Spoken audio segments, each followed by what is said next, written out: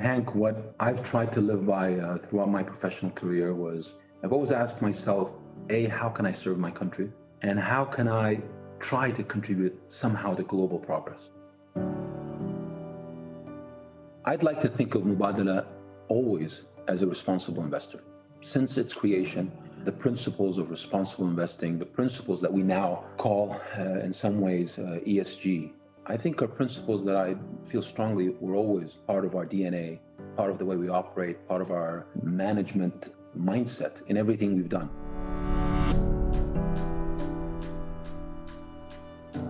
Welcome to Straight Talk, a podcast about big ideas featuring candid discussions with some of the world's foremost thinkers and doers.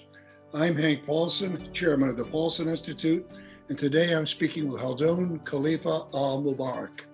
Khaldoon is Group Chief Executive Officer and Managing Director of Mubadala Investment Company, a sovereign investor managing a diverse portfolio of assets in the UAE and abroad. He has led the company's significant evolution for almost 2 decades. Khaldoon also serves as chairman of Manchester City Football Club and City Football Group, a holding company that invests in and manages various international soccer-related businesses. In addition to his commercial responsibilities, Khaldoon holds a number of UAE government and Abu Dhabi government responsibilities. He is a member of the Abu Dhabi Executive Council, a founding member of Abu Dhabi's Supreme Council for Financial and Economic Affairs, the Presidential Special Envoy to China since 2018, and the founding chairman of the Abu Dhabi Executive Affairs Authority, which has provided strategic policy advice to the chairman of the Abu Dhabi Executive Council since 2006.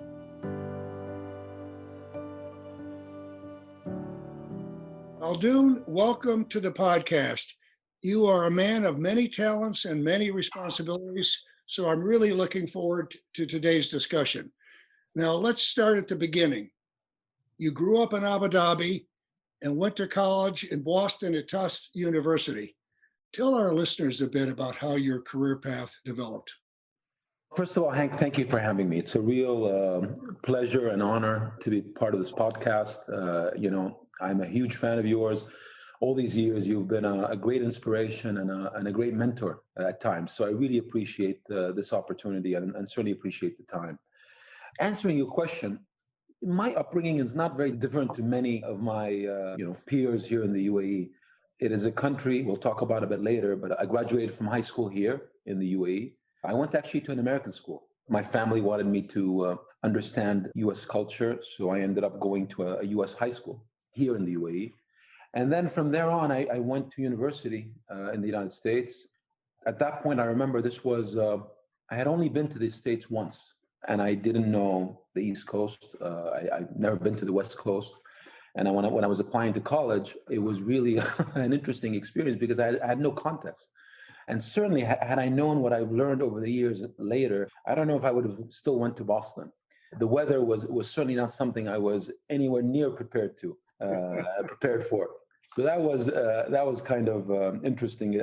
My decision to go to Boston was as much to going to the university, which ultimately I went to, which was Tufts, but it was also an element of going with some of my high school friends that also got into schools in Boston, and I wanted to stay with some friends rather than go to the West Coast. Although in retrospect, I can tell you right now, I wish I had gone to the West Coast. The weather would have been a lot more easier for me to transition into. Anyways, spent some time in university there, graduated from Tufts, came back, and typically, again, when you're an Emirati, from the UAE, you graduate, you come back.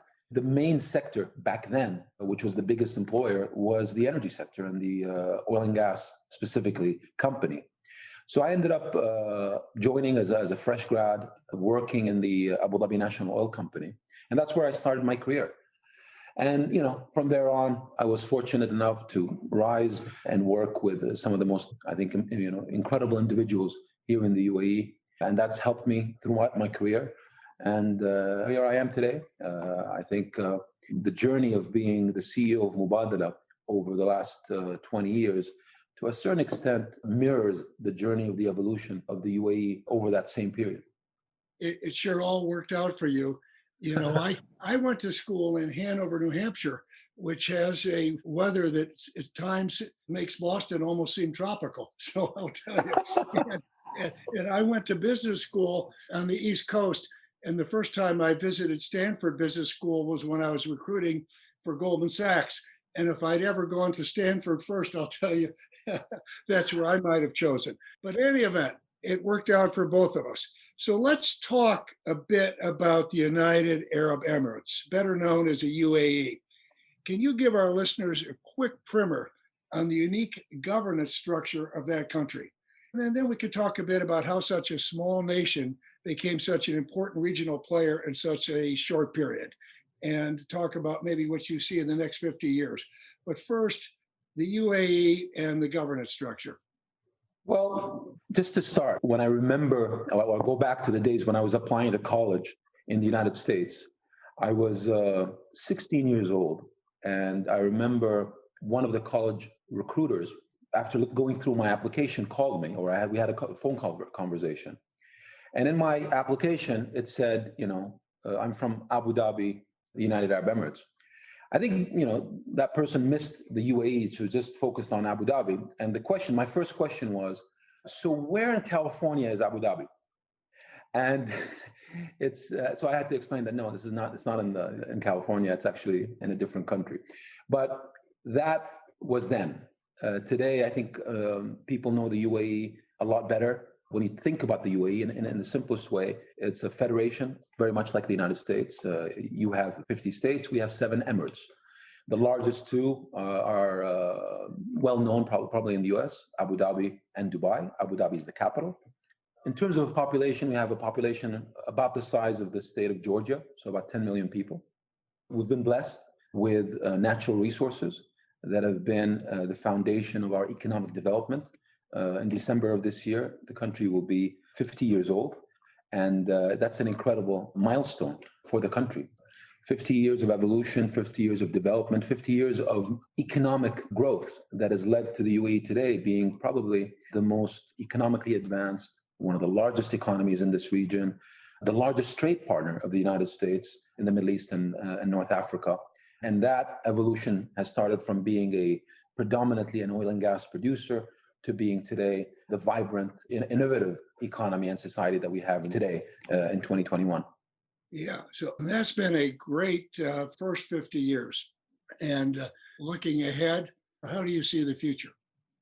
So if you look at the last 50 years and we use 2021 as that critical turning point to the next 50 years. So the last 50 years was about building the infrastructure, was putting the foundation of the country. We were blessed with great leadership. The founding father of the country, Sheikh Zayed, established the federation, put the country together in partnership with Sheikh Rashid in Dubai.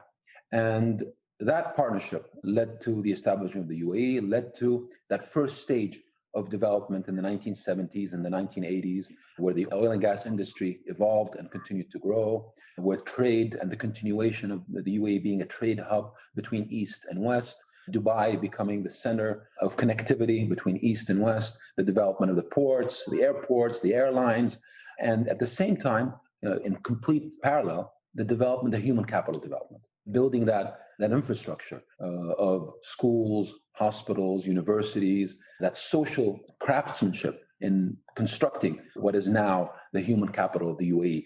That was the first 50 years, was really building that foundation. And you look today in 2021, we have gone a long way. I have images in my office that I'm sure you've seen, Hank, of the country in the 1960s, in the 1970s, 80s and 90s, and then today, and seeing some of these cities, how they've grown and evolved, and it's actually incredible.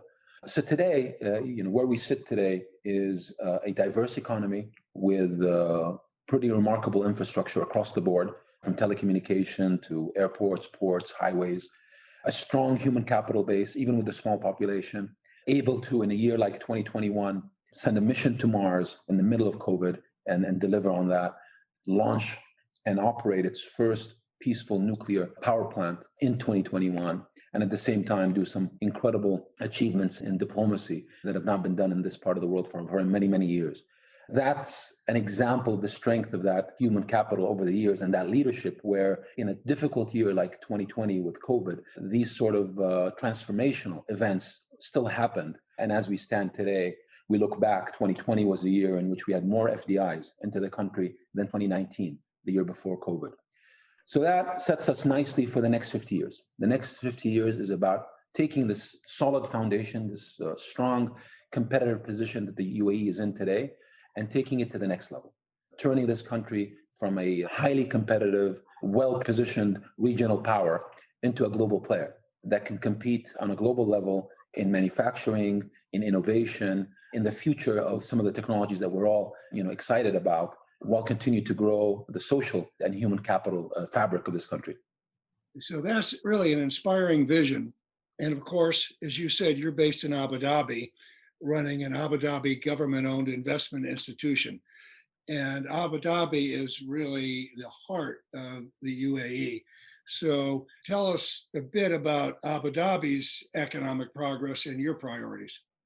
So I'll talk about Abu Dhabi through the journey that I've had personally with Mubadala, being involved with Mubadala. Mubadala is a sovereign fund wholly owned by the government of Abu Dhabi. One of the, I think, very important principles that our founding father, Sheikh Zayed, established was as this country was developed and these foundations that I've talked about earlier were put in place, he came up with a vision of having that wealth, that's coming from the natural resources of the country, be invested with a view of long-term sustainability of wealth distribution for the country.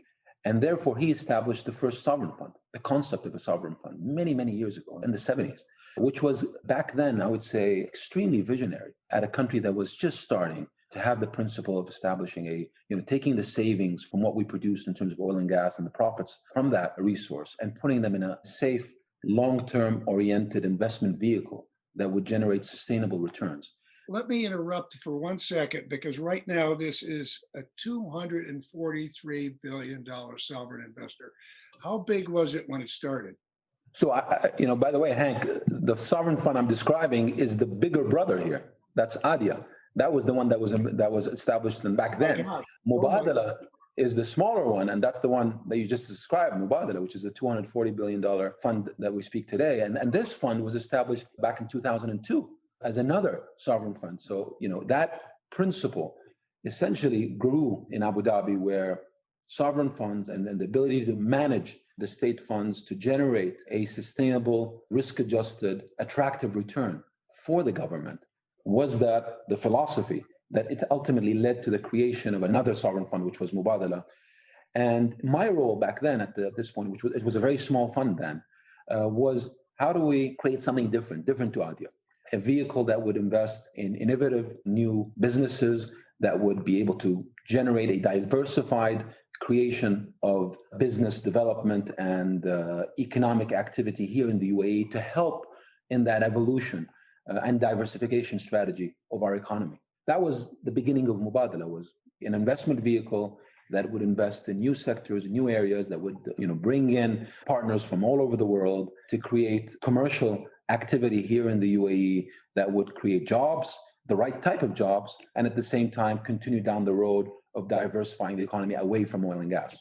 So we started there. Over the years, we've created new industries in the country here, from industrial plays like aluminum to renewable energy plays like Masdar, to investing in composite manufacturing for the aircraft components, to investing in satellite development and launching and the telecommunication sector.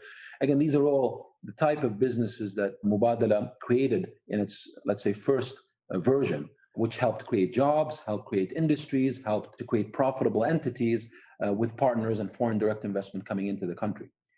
Over the years, we continued to evolve as the economy grew and became more and more competitive, and started to look at investing abroad, at investing in innovative sectors with long-term trends.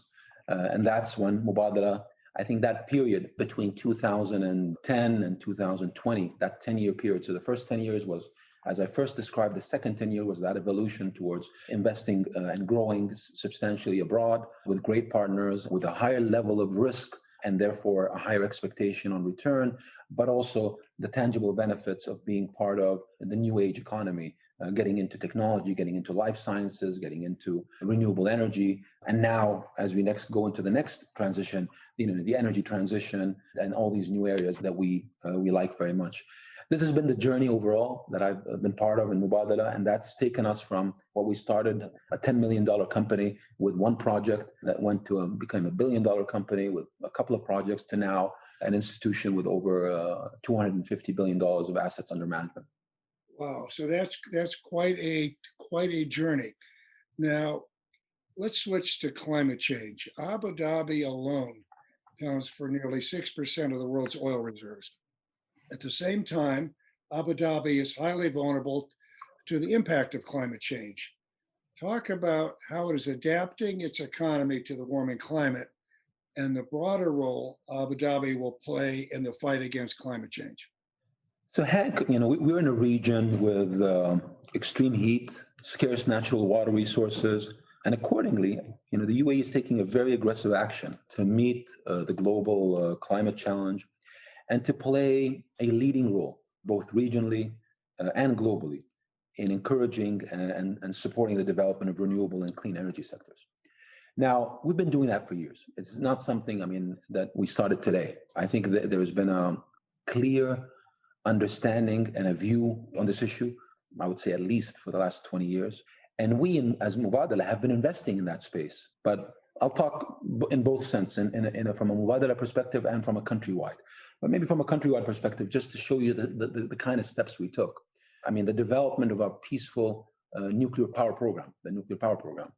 That was, a journey that started almost 14, 15 years ago. Again, with a clear view that, we believe in climate change, we believe in the impact, and we believe in the need to diversify the generation of power and enter into having such clean energy as nuclear to be an important component of our power generation story.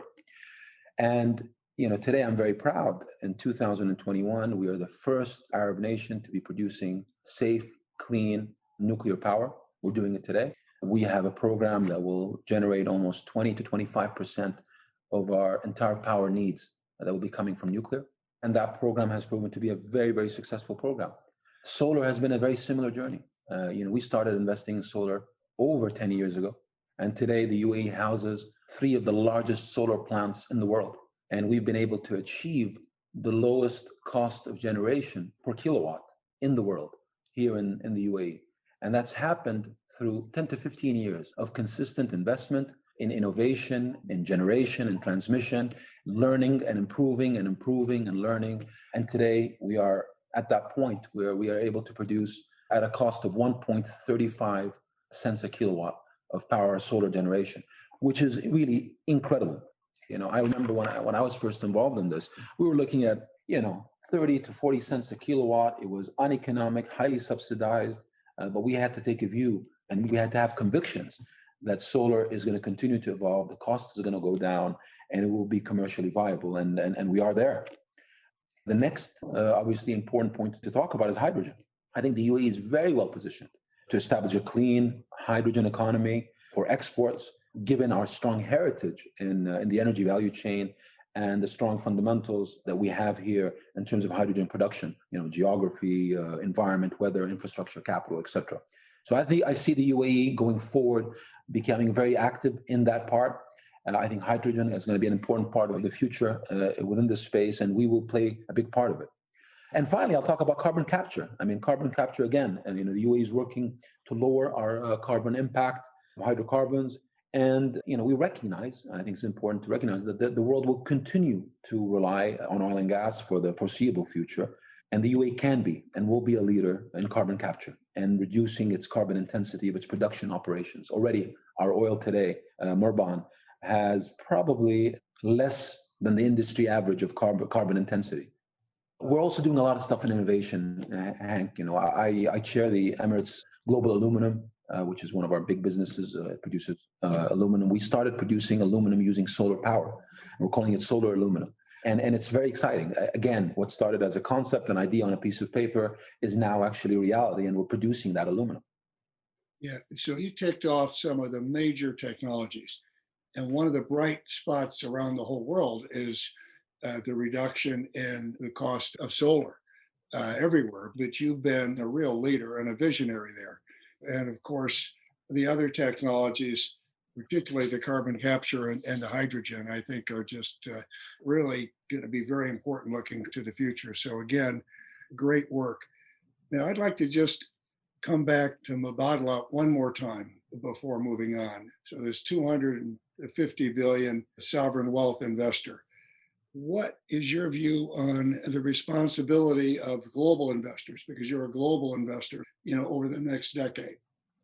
So this is a very important question, Hank. Today, I'd like to think of Mubadala always as a responsible investor.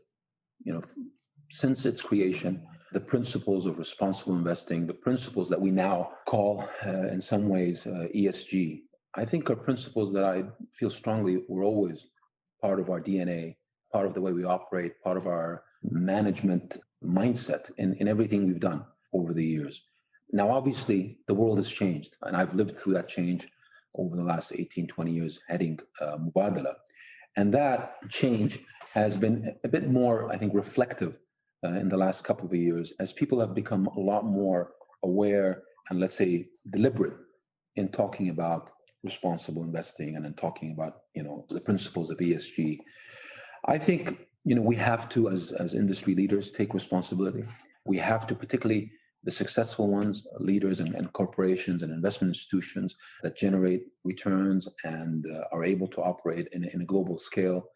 We have a responsibility towards, being clear in what responsibility we have from an ESG perspective, being clear in terms of how we are going to invest, being clear on what we are not going to invest in, being clear in terms of our responsibilities to our societies, our communities, being clear in terms of how we govern. I think these are all principles that applied, in my view, 20 years ago, but are now, an absolute necessity for doing business going forward. And I think the companies and institutions that have that clarity of vision when it comes to that responsible investing component, I think will be the institutions that gain the most in the next 5, 10, 20 years. And I believe that Mubadala is well positioned in that space because of our heritage, because of our history, because of the DNA we have.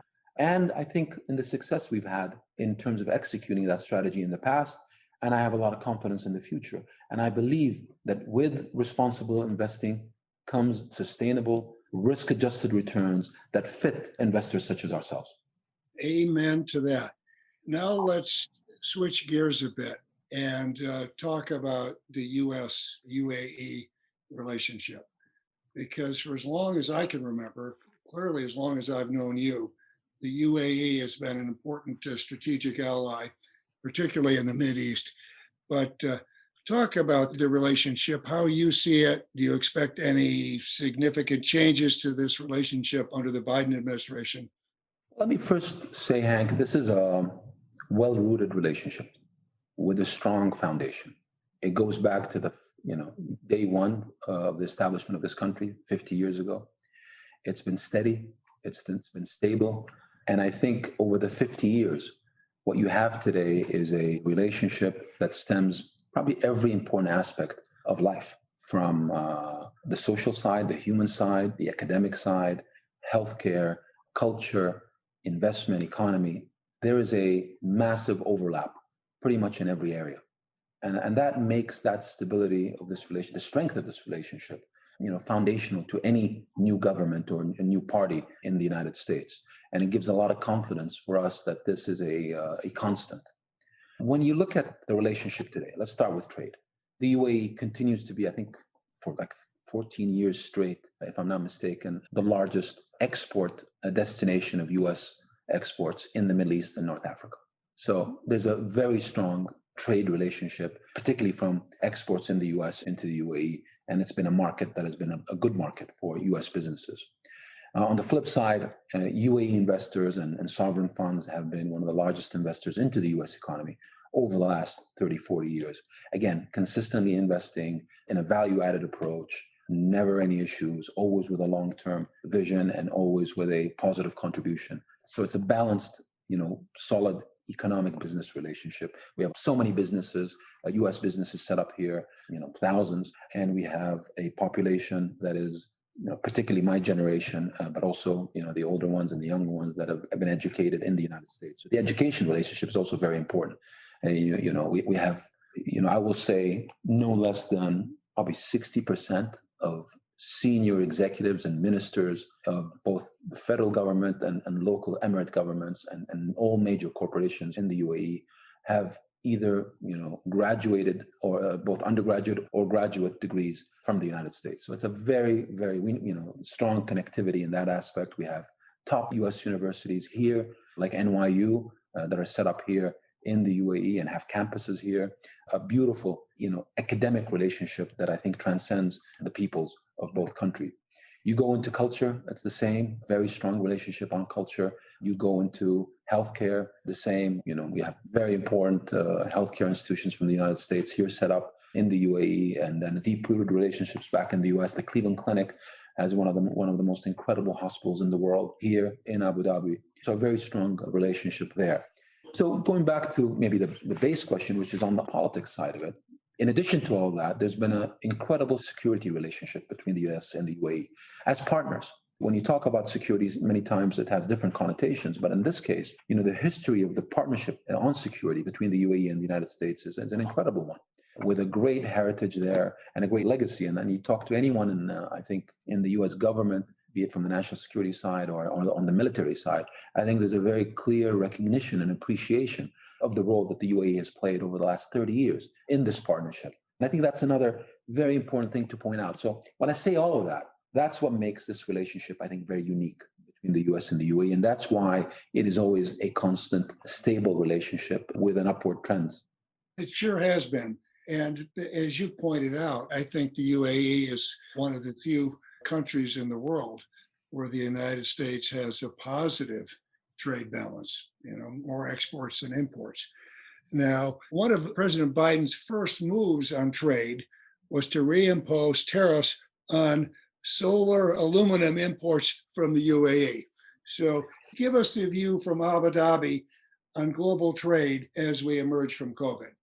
I think on this issue, that's a very important issue. And it's an issue for me that's very, I don't want to say personal, that's not the right word to use. But again, as the chairman of the corporation that's responsible for all the aluminum production in the UAE, this matter, impacts me and my business directly. So it was disappointing, I have to tell you. I think the principle to start with of having a tariff on a product in a relationship where it is overwhelmingly in the favor of the United States from a trade balance perspective. So having the UAE suffer further with a tariff on one of its largest export products in the United States, I think to start with was an issue that was, from my perspective, very problematic and, to be frank, illogical. And we worked very hard to get the previous administration to, finally accept the concept of, going back on this issue, given that, we have two arguments. I think the first one, the balance is in your favor. And two, this is pretty much the only product that we export with scale into the United States. So finally got there. And then, again, very disappointing. New administration comes in and we go back to square one. So I hope, again, through continuous dialogue and work and, education, we are able to, again, bring it back to a place where it makes sense for the United States and the UAE. I'm always a supporter of globalization. I'm a supporter of open trade. I'm a supporter of growth and partnership. So tariffs, I always have a problem with that. Yeah, and particularly on a product where it has very little to do with national security, right? And so now let's talk a bit about China, because you and I have had some really interesting discussions on China and China's role in the world in the past. And of course, you've served as presidential special envoy to China since 2018. So Khaldoon, talk a bit about how you view China's role in the global economy and what role do you see China playing in the broader Gulf region and in the UAE? So Hank, I think both of us know China relatively well. You far more than me with your experience, but it's a country that I've been working with for many, many years. And let me answer it from an investor perspective. Mubadala has been investing in our history for the last 20 years, predominantly West. So our portfolio is based on just the construct of, starting in 2000 and really through 2010. And then it's been built with a very, for many reasons, returns driven, risks driven, portfolio distributions driven, with a Western weight.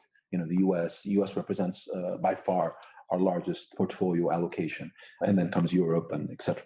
So we started looking at China from the perspective of, okay, this is a growing economy. We have to have an exposure to that economy. We have to learn about how to invest and where to invest and how to make the type of returns with the type of risks that we're willing to accept. And I think we spent the first years really just learning and investing slowly in small investments and just building that track record and building that knowledge.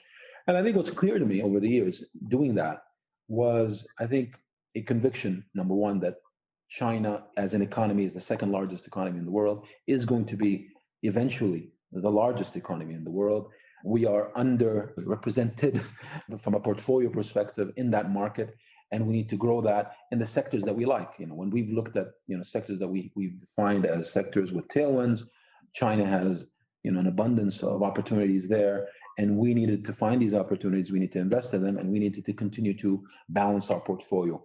So accordingly, China became an area of focus. We've had a very good investment story there, good returns, good partners, never had any issues.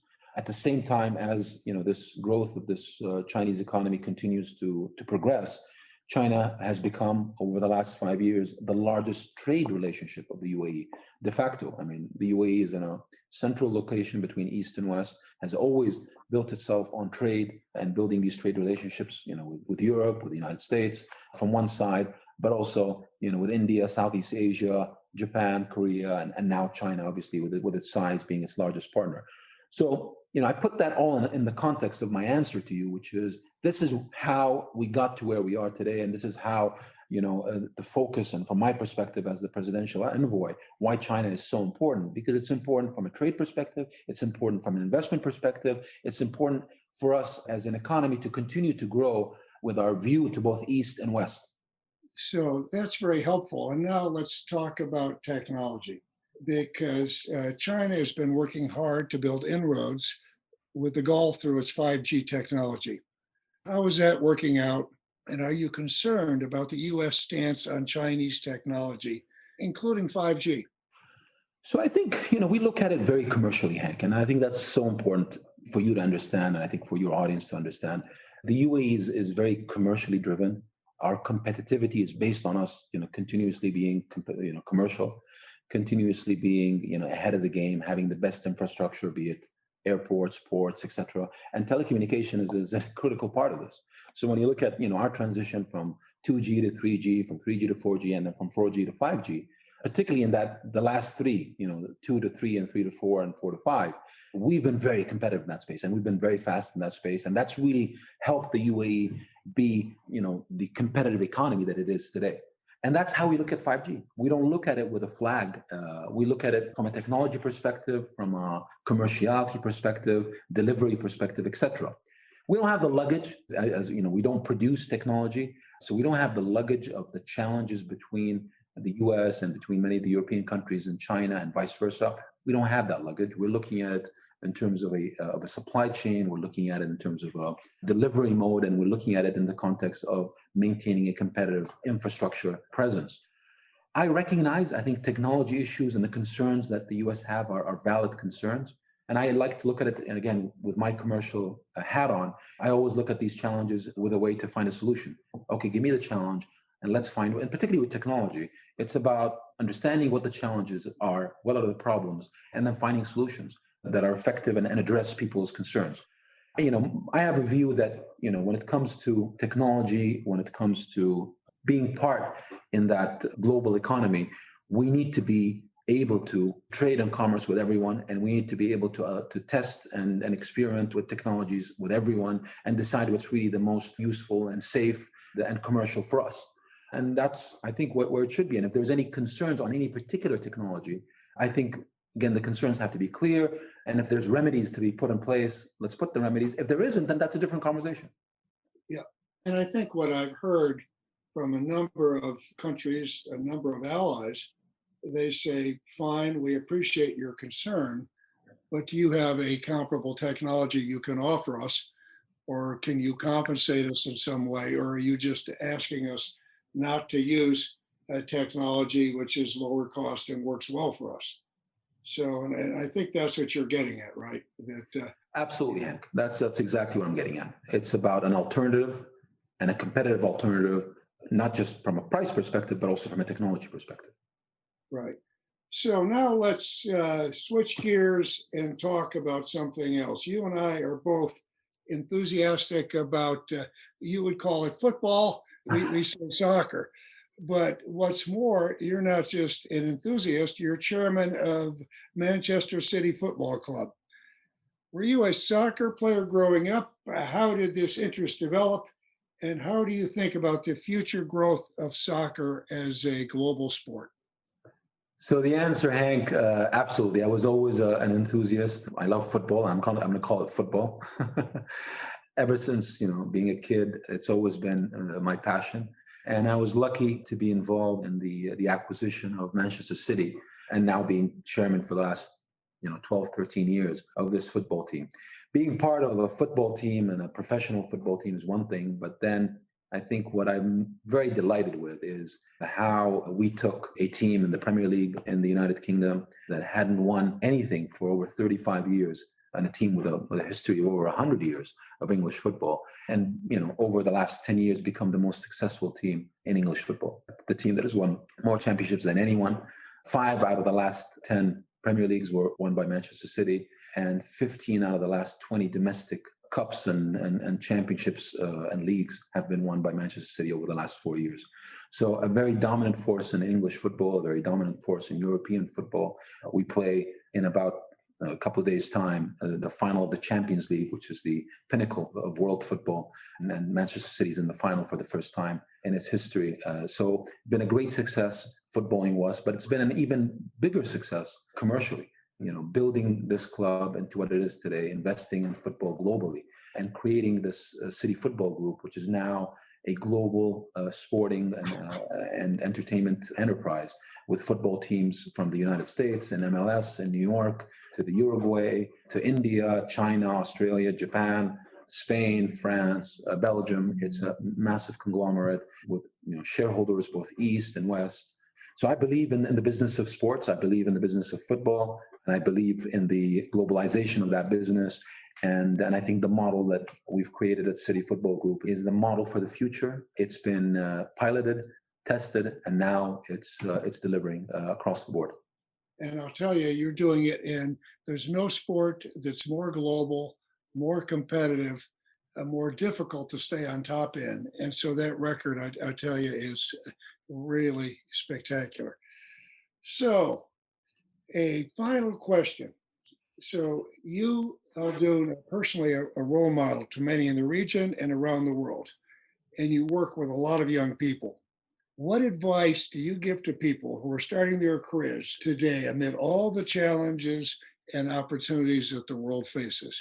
What do you tell young people it's going to take to have a successful career in today's world?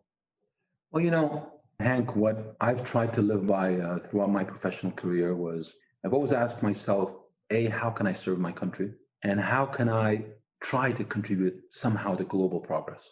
And I think in every decision I try to make, at least, and it served me well, and I hope it can be useful to other young folks. I feel very strongly, you can hear about the UAE and about my country, and I think that loyalty, that sense of appreciation of the importance that one's country means to them, I think it gives you a sense of purpose. It gives you a compass. But at the same time, we are all global citizens, and everything you do, you have to look at it also the impact of the global community and what that means. Are you doing something that is a net positive or a net negative? And it could be in the smallest thing. And by the way, these two points apply to everything, from the simplest thing to the biggest thing. And I think, putting some basic principles that you believe in at a young age and keeping it simple, and every decision you go throughout your life, trying to put them through that filter. And if you apply that filter and it gives you a positive, then you do it. And if not, you reconsider. I think helps you always keep a balance and keep a compass. That's served me well, I hope, over the years, and I think it's something that I would I would advise to anybody, whatever your age, fresh grad, just starting, young kid, all the way to professionals. And I give this advice always to some of my executives or people that I'm asking me for mentorship or advice. Always, good is good. You feel good about it. You're adding value, and at the end of the day, you can sleep at night and feel good about how your day goes, and excited about tomorrow. Yep, I tell you, having that moral compass to guide you is just essential. At the beginning of a career, the middle of the career, and the end of the career. Khaldoon, this has been fantastic. I know our listeners will really appreciate hearing your insights on a number of important issues. Thank you for being with us today. Thank you so much, Hank. It's been an absolute pleasure. I really appreciate it, and I look forward to hopefully seeing you soon. Good. Me too.